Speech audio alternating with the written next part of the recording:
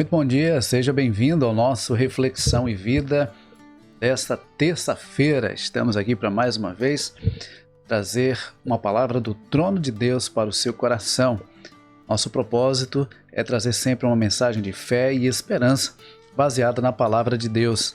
Essa palavra que é viva e eficaz e mais cortante do que qualquer espada de dois gumes, capaz de penetrar a divisão entre alma e espírito, juntas e medulas, e discernir os pensamentos e intenções do coração. Hoje nós vamos refletir no Salmo de número 55. A nossa reflexão de hoje é um salmo que fala sobre a confiança em meio à perseguição. Então, se de repente você está vivendo uma situação de perigo, de perseguição, de calúnia, fica aí porque daqui a pouquinho nós vamos refletir neste Salmo de número 55. Mas antes, eu quero dar as boas-vindas a você que está chegando aqui no Reflexão e Vida. Você que está aqui pela primeira vez, seja muito bem-vindo. Deus abençoe ricamente a sua vida e a vida da sua família. Aproveita para se inscrever aqui no canal, caso você ainda não seja inscrito, ative o sininho das notificações, clica aí no like também e compartilhe esse conteúdo com o maior número de pessoas que você puder, para que nós possamos levar essa mensagem para um número cada vez maior de pessoas, tá bom? Bom, vamos para a nossa reflexão de hoje. Hoje eu quero refletir com você no Salmo de número 55, e esse salmo é um salmo que edifica bastante e fortalece a nossa esperança e a nossa confiança. O Salmo de número 55, que é um salmo que fala da confiança em meio à perseguição, nos diz assim: Dá ouvidos, ó Deus, à minha oração. Não te escondas da minha súplica. Atende-me e responde-me. Sinto-me perplexo em minha queixa e ando perturbado por causa do clamor do inimigo e da opressão do ímpio, pois sobre mim lançam calamidade e furiosamente me hostilizam. O meu coração estremece no peito. Terrores de morte caem sobre mim. Temor e tremor me sobrevêm, e o horror se apodera de mim. Então eu disse: quem me dera ter as asas como a pomba? Voaria e acharia descanso. Eis que fugiria para longe e ficaria no deserto. Depressa eu me abrigaria do vendaval e da tempestade. Destrói, Senhor, e confunde os seus conselhos, porque vejo violência e conflitos na cidade. Dia e noite andam em volta dela, as suas muralhas, e dentro delas reinam a corrupção e a maldade. Há destruição no meio da cidade. Das suas praças não se afastam a opressão e o engano. Porque não é um inimigo que me afronta. Se o fosse, eu o suportaria. Nem é o que me odeia quem se exalta contra mim, pois dele eu me esconderia. Mas é você, homem meu igual, meu companheiro e meu íntimo amigo. Juntos nos entretínhamos e íamos com a multidão à casa de Deus. Que a morte os assalte, os vivos desçam à sepultura, porque há maldade nas suas moradas e no seu íntimo. Eu, porém, invocarei a Deus, e o Senhor me salvará. À tarde, pela manhã e ao meio-dia, farei as minhas queixas e lamentarei, e ele ouvirá a minha voz. Em paz ele livra a minha alma dos que me perseguem, pois são muitos contra mim. Deus ouvirá e lhes responderá, ele que preside desde a eternidade. Porque não há neles mudança nenhuma e não temem a Deus. Tal homem estendeu as mãos contra os que tinham paz com ele. Violou a sua aliança. A sua fala era mais macia que a manteiga, porém no coração havia guerra. As suas palavras eram mais suaves que o azeite, mas eram de fato espadas afiadas. Lance os seus cuidados sobre o Senhor, e Ele o susterá. Jamais permitirá que o justo seja abalado. Tu, porém, ó Deus, os lançarás na cova profunda. Homens sanguinários e fraudulentos não chegarão à metade dos seus dias. Eu, todavia, confiarei em ti. Observe que o salmista retrata aqui neste salmo um momento de decepção. E se você observar, você vai ver que ele se decepciona com pessoas que eram próximas. Ele chega a chamar de amigos íntimos. E diante daquela decepção, daquela frustração e do sentimento de estar sendo perseguido por essas pessoas, ele recorre a Deus. Ele começa o salmo dizendo: dá ouvidos, ó Deus, à minha oração. Não te escondas da minha súplica.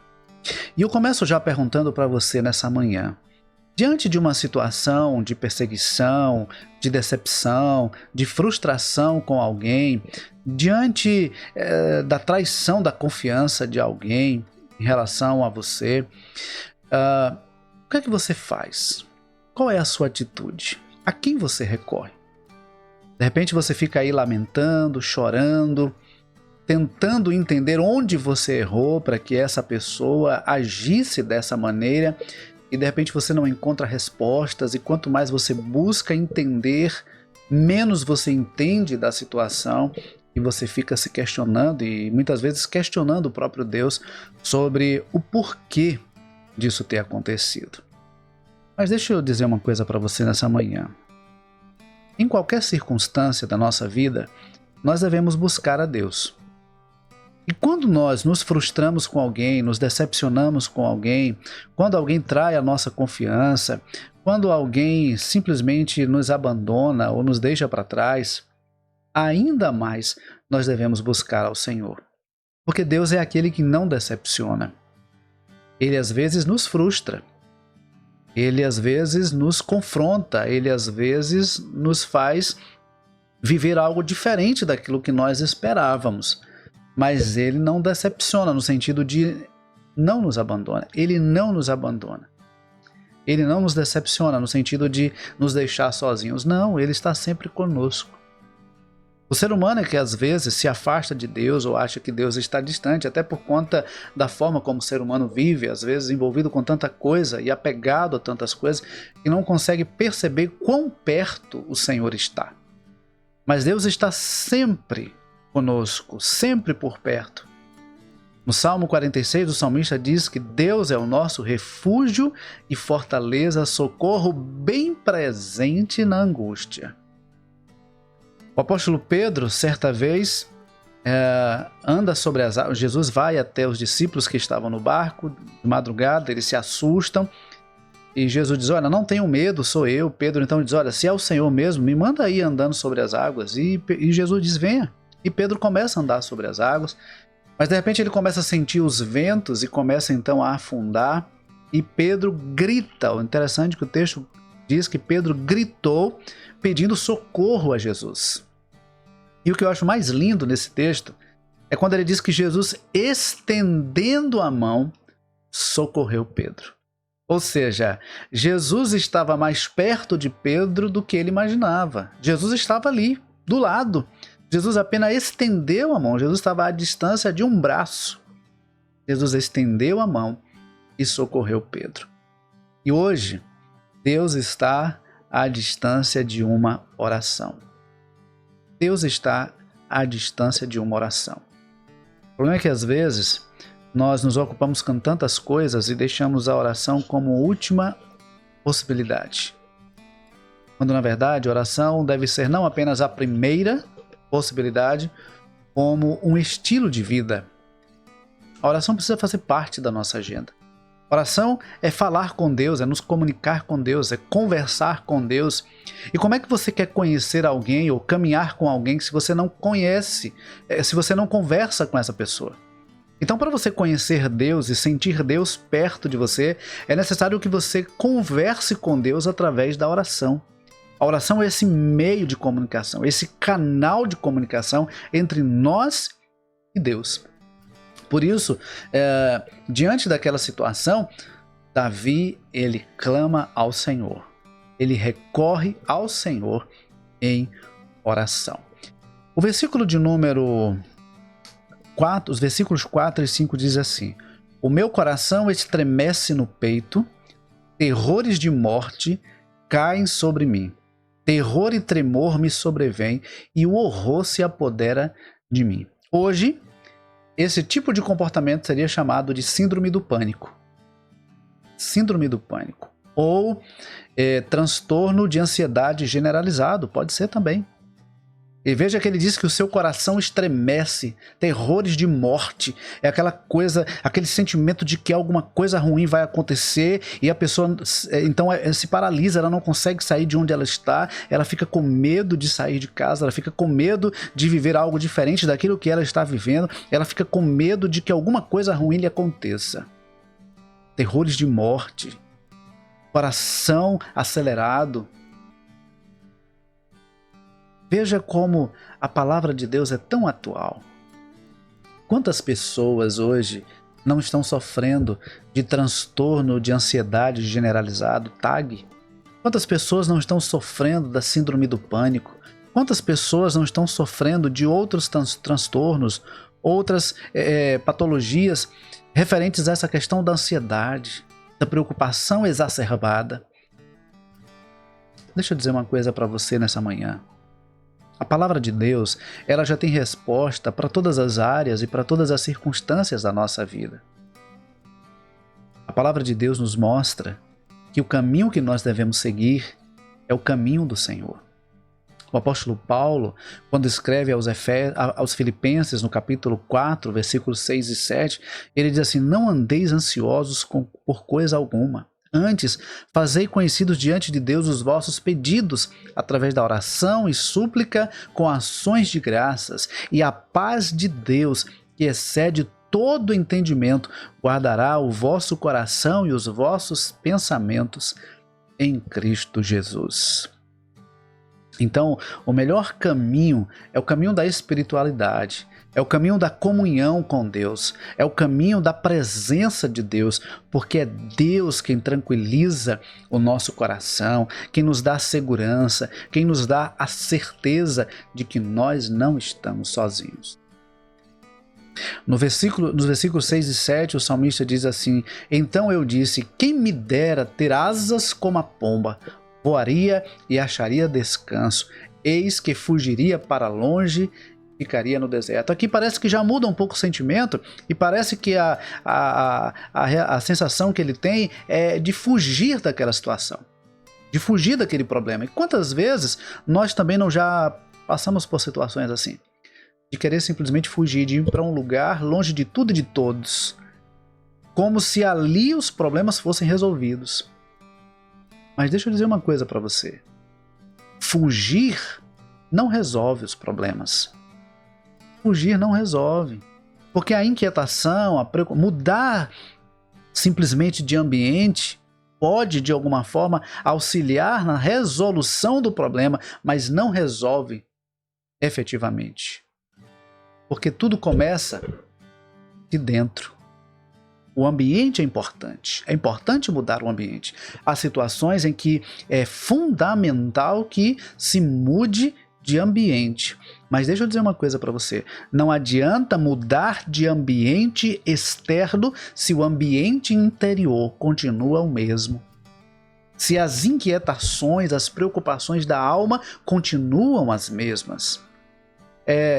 Eu acho muito interessante que assim, Deus ele age na nossa vida por dentro e por fora. Ele age de dentro para fora e age por dentro e por fora. O agir de Deus é completo. Então, o salmista diz, olha, se eu pudesse, eu sairia daqui, eu ia para um lugar deserto, eu voaria e iria para um lugar longe de tudo e de todos. Longe de tudo e de todos. De forma que eu pudesse fugir do vendaval, da tempestade, dos problemas. Mas eu reforço aqui, a mudança de ambiente ela é importante para a resolução de algumas questões, mas não é tudo. Não basta mudar de ambiente.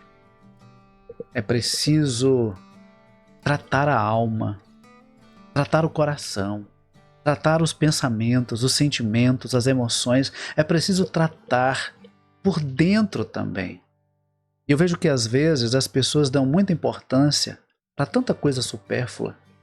Preferem às vezes trocar o aparelho celular, trocar de carro, trocar de casa, ou trocar de guarda-roupa, trocar o guarda-roupa, né? Renovar o guarda-roupa todo o tempo, mas não cuida das suas emoções, não cuida da sua alma, não trata as suas feridas emocionais.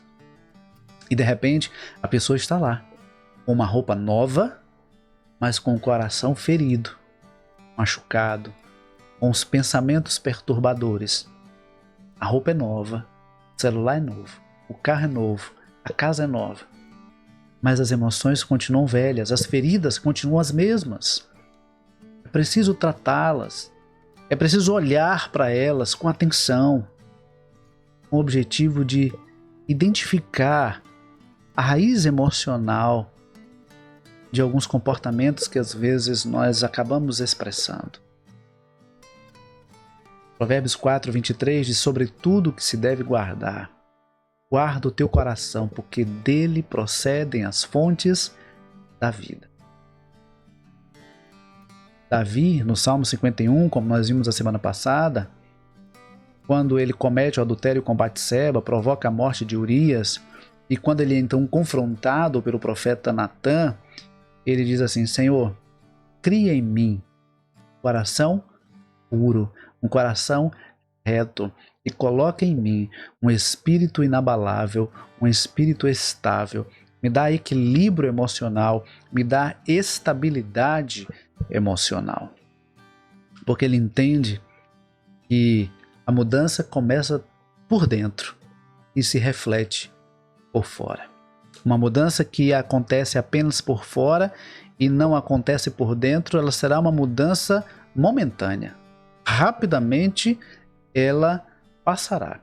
Mas uma mudança que ocorre de dentro para fora por meio da ação de Deus, ela se expressa por fora e permanece, porque é uma mudança real.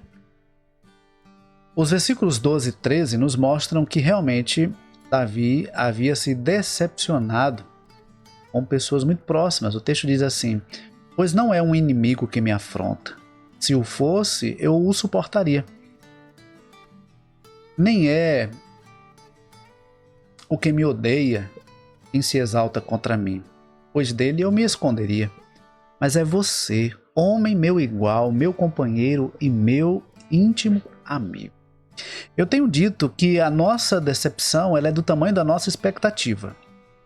Quanto maior a nossa expectativa, maior o risco da nossa decepção. Tem um colega, ele dizia o seguinte: felizes são aqueles que não esperam nada, porque não serão decepcionados. Bem-aventurados aqueles que não esperam nada, porque não serão decepcionados. Nós, às vezes, depositamos muita expectativa em relação ao outro, que é tão falho quanto nós, que é tão humano, tão imperfeito quanto nós. Se nós observarmos, formos olhar com sinceridade para a nossa vida, nós vamos ver que nós também já decepcionamos muita gente. Às vezes nós nos abatemos, nos entristecemos porque alguém nos decepcionou e é natural que nos decepcionemos e nos frustremos e nos entristeçamos. Mas quantas vezes nós já não fizemos o mesmo também em relação a outras pessoas? Então, nós precisamos pensar o seguinte: ninguém está isento de nos decepcionar. Qualquer pessoa, por mais próxima, por mais íntima, pode nos decepcionar. E nós precisamos estar cientes disso, para que quando isso acontecer, nós não entremos numa bolha, numa redoma de vidro, querendo agora nos afastar de tudo e de todos. Porque existem situações que são pontuais. Ninguém é igual a outro. Então a gente não pode generalizar e dizer, não, eu não vou ter mais amigos, eu não vou mais me aproximar das pessoas, eu não vou mais confiar nas pessoas. Precisamos estabelecer limites, mas não devemos nos afastar totalmente das pessoas. Veja que ele chega a dizer no versículo 14, juntos nos entretínhamos e íamos com a multidão à casa de Deus. Era alguém que caminhava com ele em direção à casa do Senhor. Às vezes você pensa o seguinte, não, fulano serve a Deus, fulano caminha com Deus, fulano é conhecedor da palavra, ele não vai me decepcionar. É tão humano quanto nós e pode a qualquer momento nos decepcionar. Cabe a nós estabelecer até onde o outro é capaz de influenciar as nossas emoções, nossos sentimentos, nossos pensamentos e as nossas ações. Versículo 16 ele diz, eu porém invocarei a Deus e o Senhor me salvará. À tarde, pela manhã e ao meio-dia farei as minhas queixas e lamentarei, e ele ouvirá a minha voz. Deixa eu dizer uma coisa para você. Eu aprendo aqui com Davi nesse texto. Em vez de ele ficar lamentando, comentando com outras pessoas, reclamando, murmurando por aquilo que alguém fez com você, coloca suas queixas diante de Deus. Coloca suas queixas diante de Deus. Abre o seu coração para Deus. Fala para Deus o quanto você se decepcionou com aquela pessoa, o quanto você se entristeceu, o quanto aquela pessoa te feriu. Abre o seu coração para Deus. Porque Deus te ouve, Deus te sara, Deus te salva. Ele ouve, sara e salva. Só o Senhor faz isso conosco. No versículos 18 e 19, ele diz assim, versículos 18 e 19, em paz ele livra a minha alma dos que me perseguem, pois são muitos contra mim. Deus ouvirá e lhes responderá, ele que preside desde a eternidade. Porque não há neles mudança nenhuma e não temem a Deus. Aqui Davi nos ensina uma coisa. Não crie expectativa de mudança no outro. Se alguém precisa mudar, que seja você. Comece esse processo de mudança. Eu conheço pessoas que dizem assim, não, se fulano mudar, eu mudo. Se ele mudar, eu dou uma nova chance. E aí vai continuar se decepcionando, porque a pessoa pode se esforçar para mudar, mas a qualquer momento cometer algo que vai novamente lhe decepcionar. Então, se tem alguém que precisa mudar, comece esse processo de mudança. Comece pedindo ao Senhor que mude em você. De repente, o que Deus precisa mudar em você é para que você saiba administrar melhor os seus relacionamentos. De repente, você confia demais. De repente, você deposita expectativa demais. E, de repente, é isso que Deus precisa mudar em você. Mas que essa mudança comece em você. E você comece esse processo de mudança, esse agir, esse trabalhar de Deus na sua vida. Tá bom? E aí, versículo 21 diz assim, a sua fala era mais macia que a manteiga, porém no coração havia guerra. As suas palavras eram mais suaves que o azeite, mas eram de fato espadas afiadas. Cuidado com discursos bonitos. Discursos bonitos às vezes escondem comportamentos terríveis, intenções desastrosas. Então não vai muito pelo que as pessoas dizem, não vai muito pelo que você ouve, não. Analise, observe o comportamento, observe as ações, porque não adianta ter um discurso bonito e uma ação diferente no discurso. É preciso haver coerência entre o que falamos e o que fazemos. Então, cuidado com muito elogio, cuidado com muita aproximação, com muita rasgação de seda. Cuidado com discursos bonitos. Olhe não apenas o discurso, olhe as ações. E por fim, lance os seus cuidados, versículos 22 e 23. Lance os seus cuidados sobre o Senhor e Ele os susterá. Jamais permitirá que o justo seja abalado. Tu, porém, ó Deus, os lançarás na cova profunda. Homens sanguinários e fraudulentos não chegarão à metade dos seus dias. Eu, todavia, confiarei em ti. Aqui, o salmista finaliza reconhecendo a justiça de Deus e reconhecendo o cuidado de Deus. Por isso ele diz, olha, lance seus cuidados, as suas preocupações, as suas inquietações sobre o Senhor e Ele te susterá, jamais permitirá que o justo seja abalado. Ele finaliza dizendo, eu, todavia, confiarei no Senhor. Confie no Senhor de todo o seu coração. Deposite nele toda a sua expectativa e você terá uma vida segura e feliz. Que Deus nos abençoe. E que nessa terça-feira você reflita sobre o nível de expectativa que você tem criado em relação às outras pessoas. Que você realmente olhe para o Senhor e confie no Senhor de todo o seu coração, para que a sua vida faça sentido, para que você viva uma vida feliz e plena. Tá bom? Que Deus nos abençoe, que Deus nos conceda uma ótima terça-feira. Se você ainda não clicou aí no curtir, curte esse vídeo. Se você ainda não compartilhou, compartilhe com o maior número de pessoas que você puder. E se você ainda não se inscreveu, se inscreve aqui no nosso canal, tá bom? Um grande abraço, Deus abençoe você e sua família e até amanhã às 6:30 da manhã, se Deus quiser.